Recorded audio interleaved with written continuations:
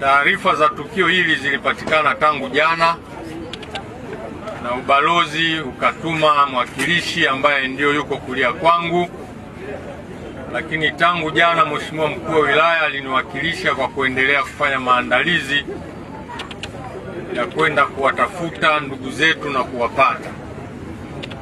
Kwa hiyo na mimi niungane naye kuwashukuru sana sana Wananyasa, na shukurani zangu ni kwa sababu tangu taarifa za tukio hili zimetolewa, mmekuwa bega kwa bega kuhakikisha ndugu zetu hao wanapatikana, na kikubwa zaidi kwa kujitolea kwenu. Nimefika asubuhi hii, nimekuwa taarifa za matayarisho na namna ambavyo wananchi mmejitolea kwa hali na mali.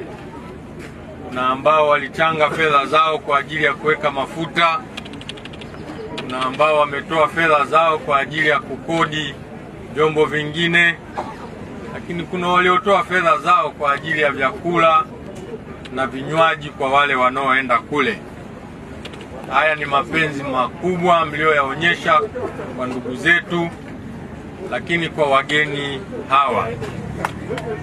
Kama kiongozi wa serikali, nichukue fursa hii kuwapongeza, kuwashukuru, lakini kubwa zaidi kuwaomba kwamba umoja huu na ushirikiano huu uendelee kudumu mara zote.